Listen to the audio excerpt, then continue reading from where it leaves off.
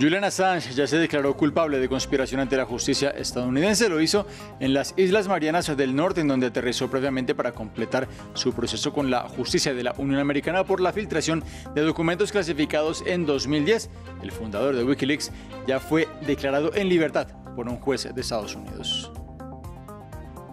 Ya está en Haití el primer contingente de policía internacional respaldado por Naciones Unidas. Se trata de cientos de agentes de Kenia que tienen la misión de hacer frente a la crisis de seguridad en el país caribeño. La máxima instancia judicial de Brasil abre el camino para despenalizar la dosis personal de marihuana. El Supremo Tribunal Federal dio su visto bueno a esta medida que ahora avanza a la Cámara de Diputados, mientras en las calles hay celebración. Sean bienvenidos y bienvenidas a una nueva emisión informativa aquí en la pantalla de France 24. Gracias por estar conectados con nosotros. Yo soy Juan Pupiales. Julian Assange, el fundador del portal Wikileaks, ya se declaró culpable de conspiración ante la justicia de Estados Unidos por la mayor filtración de documentos confidenciales en la historia de ese país. Lo hizo en las Islas Marianas del Norte, al occidente del Océano Pacífico, en donde anteriormente en el día había aterrizado tras salir ayer de prisión en Reino Unido. Se espera que ahora viaje a Australia, a su país natal. Las autoridades informaron que ya Assange fue declarado en libertad por parte de un juez federal de Estados Unidos. Previamente hablamos con nuestro corresponsal en Washington, Cristóbal Vázquez, quien nos amplió acerca del estado de este proceso para Assange. Según Wikileaks y a partir de un comunicado publicado por esta organización, aunque el acuerdo ya esté bastante avanzado y Julian Assange se haya declarado culpable en esta isla, la isla de Saipán, que es un territorio estadounidense en el Océano Pacífico, pues Wikileaks dice que todavía falta por finiquitar, por concluir algunos detalles de este acuerdo con la justicia estadounidense, sobre todo en cuanto a qué pasará con Wikileaks, qué tanta libertad se seguirá teniendo Julian Assange para publicar información confidencial. Recordemos que gran parte de lo que lo puso en problema fue unos videos, una información sobre el accionar de las Fuerzas Armadas estadounidenses en Irak, cuando acabó con la vida, entre otras, con la vida de dos periodistas de Reuters. Esto estaba en video, esto lo filtra Julian Assange, y ahí es cuando se empiezan a prender las alarmas sobre las filtraciones que tiene este señor y Wikileaks de la información de defensa nacional, y por eso se le acusa de espionaje y se declara ya culpable en este acuerdo con la justicia Julian Assange de haber precisamente cometido pues este acto de espionaje. Julian Assange viajó a esta isla con un jet privado que su abogada y también esposa dice que valió más de $500,000 y ya está empezando a hacer una campaña para recoger fondos para después seguir a vivir en Australia con su familia. Hay que mencionar que Julian Assange llevaba ya 14 años en detención en Inglaterra, 5 de los cuales estuvo en una prisión de Inglaterra y el resto en el consulado de Ecuador en la capital del Reino Unido. Y estos 5 años es que la justicia estadounidense se los reconoce y se los descuenta en este acuerdo legal, y por eso entonces Julian Assange podrá viajar con su familia y pues, por ahora permanecer en Australia, que es su lugar y su país de origen. Seguimos hablando de Estados Unidos. El médico general del Estado, máxima autoridad en salud pública, declaró la violencia armada como una emergencia ante el incremento exponencial en el número de muertes por armas de fuego y tiroteos masivos, razón por la que pide medidas para prohibir los rifles automáticos, imponer controles para la compra de armas y regular la industria. Jesús Yajure nos amplía. La violencia armada, una emergencia de salud pública en Estados Unidos. En su primer informe sobre armas de fuego, el jefe de salud pública, Vivek Murthy, alertó sobre el acelerado aumento en el número de muertos y heridos por armas de fuego y tiroteos masivos en el país. Una emergencia que, aseguró, tiene consecuencias devastadoras. La violencia armada es un problema urgente de salud pública en nuestro país. En los últimos 20 años hemos visto aumentos de la violencia armada, y en particular con el número de tiroteos masivos y episodios episodios de violencia en los barrios. Estamos viendo que el trauma colectivo en nuestro país ha crecido a proporciones realmente preocupantes. La tasa de muertes por armas de fuego en Estados Unidos alcanzó en 2023 su nivel más alto en casi 3 décadas y es la principal causa de muerte entre niños y adolescentes, un flagelo que aumentó más rápido entre mujeres, y en este segmento las más afectadas son las afroamericanas. Entre ellas, la tasa de homicidios se ha más que triplicado desde 2010. Los hombres afroamericanos continúan siendo el segmento de población más afectado por las armas de fuego. Murthy pidió más fondos para investigación, mayor acceso a servicios de salud mental y otras medidas como el almacenamiento seguro de armas para reducir los daños, así como regulaciones y controles. Creo que se está produciendo un cambio en nuestro país, un reconocimiento cada vez mayor de que la violencia con armas de fuego nos está pasando una factura mayor de la que quizás nos habíamos dado cuenta. Las declaraciones de Murthy chocan con el poderoso lobby de la Asociación Nacional del Rifle y los legisladores republicanos que se oponen a controles en el acceso a armas de fuego. Vamos a Haití porque comenzó el despliegue de efectivos de una misión internacional destinada a restablecer la seguridad en el país caribeño asolado por la violencia de las pandillas. Un primer contingente de 200 policías kenianos llegó a Puerto Príncipe. La fuerza multinacional, apoyada por Naciones Unidas, fue solicitada por el anterior gobierno de Ariel Henry en 2022. Agentes de policía kenianos en Haití. Tras meses de espera, el primer contingente llegó el martes a la capital, Puerto Príncipe.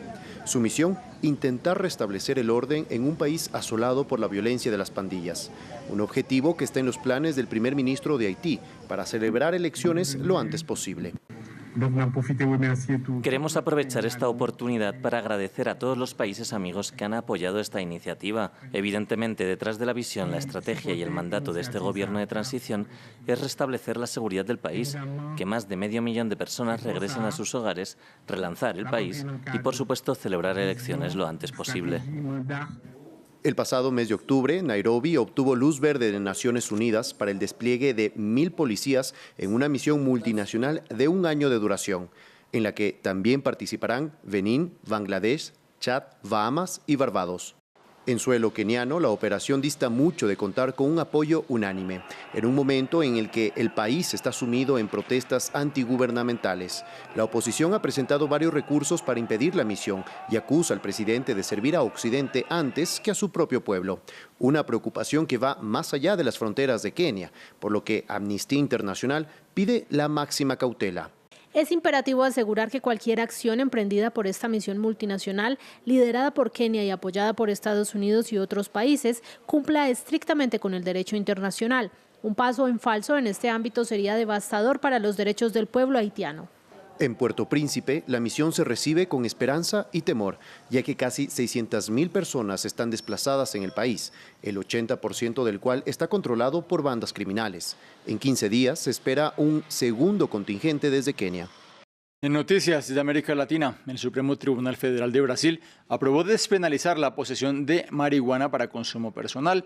En una votación clave este martes, una mayoría de los magistrados de la Corte Suprema se declaró a favor de la medida. Uno de los jueces señaló que ningún usuario de ninguna droga puede ser considerado un criminal. La despenalización de esta planta ha sido discutida por la Corte Suprema desde 2015 y la medida de este martes significaría una reducción considerable de la población carcelaria en el país. Lo que sí seguirá siendo ilegal será la venta de drogas.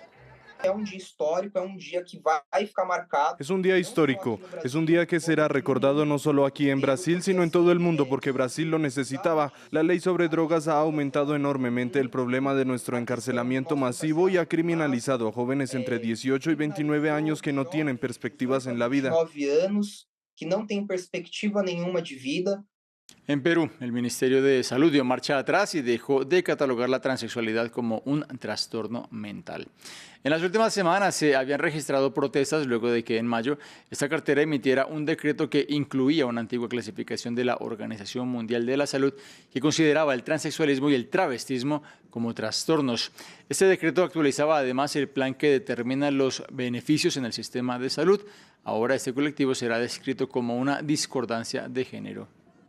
Sí saludar este avance, sobre todo porque ha sido resultado no solamente del que el Ministerio de Salud haya dicho, haya reflexionado y decir, oye, ¿sabes qué? Nos dimos cuenta que hemos cometido un error y lo vamos a resarcir. No, esto ha sido a consecuencia como resultado del trabajo de activistas y defensores de derechos humanos LGBT de todo el país. Actualizamos con noticias sobre la guerra en la franja de Gaza entre Israel y el grupo Hamas. Los fallecidos en el enclave llegan a los 37.658. La Defensa Civil gazatí asegura que un bombardeo de las fuerzas israelíes acabó con la vida de 10 familiares de Ismail Haniyeh, el líder de Hamas. Las tropas del gobierno de Benjamin Netanyahu no confirmaron su autoría de manera inmediata. De otra parte, desde Naciones Unidas insisten en que hay una amenaza de hambruna en el territorio palestino. Así que lo que estamos observando es que todavía tenemos un riesgo extremadamente alto de hambruna y durante los 8 meses de hostilidades implacables caracterizadas por bombardeos y operaciones terrestres con precisión sobre toda la población han tenido consecuencias devastadoras en la franja de Gaza. Por eso es extremadamente importante que esto se detenga y que el acceso a los alimentos continúe acelerándose para evitar que estos riesgos se conviertan en realidad. Mientras tanto, dentro de sus fronteras, en Kenia se vive una crisis de violencia. Miles de personas irrumpieron este martes en el Parlamento de Nairobi con un saldo de al menos 5 muertos. Se trata del ataque más directo contra el gobierno en décadas. Este asalto llegó mientras el legislativo daba su visto bueno a una reforma tributaria que tiene previsto aumentar los impuestos y añadir nuevos gravámenes. Parte del edificio terminó en llamas en medio de esta situación, mientras que el presidente defendió actuar con mano dura contra lo que denominó violencia y anarquía. Hoy, Kenia experimentó un ataque sin precedentes a su democracia, Estado de Derecho y la integridad de sus instituciones constitucionales. Una expresión legítima de los derechos y libertades fundamentales de reunión, manifestación y peticiones de las autoridades públicas por parte de un sector de ciudadanos respetuosos de la ley de la República de Kenia. Fue infiltrado y secuestrado por un grupo de criminales organizados. Vamos hasta Francia. A 5 días de la primera vuelta de las elecciones legislativas, el presidente Emmanuel Macron llevó al extremo su discurso de equiparar a la extrema derecha con la izquierda. El mandatario declaró que el país corre el riesgo de entrar en una guerra civil si ganan los comicios la Agrupación Nacional o el Nuevo Frente Popular. El debate político en Francia se enardece con las elecciones cada vez más cerca. Durante una entrevista, el presidente del país, Emmanuel Macron, comentó sobre cómo sus principales adversarios políticos, refiriéndose a la extrema derecha y a la izquierda, podrían afectar la integridad del país. Si on va au bout de votre raisonnement, le pays explose ou c'est la guerre civile. Si llevamos su razonamiento a una conclusión lógica, o el país explota o estalla una guerra civil, y ahí es donde no estoy de acuerdo con ambos extremos y con quienes lo siguen. Y también es sobre lo que me gustaría alertar a la gente.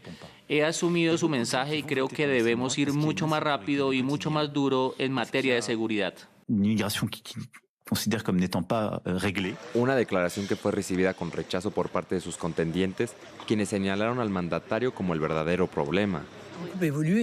Él no ha cambiado mucho. Realizó todas las campañas presidenciales diciendo «soy yo o el caos». Creo que los franceses se han dado cuenta que él es el caos.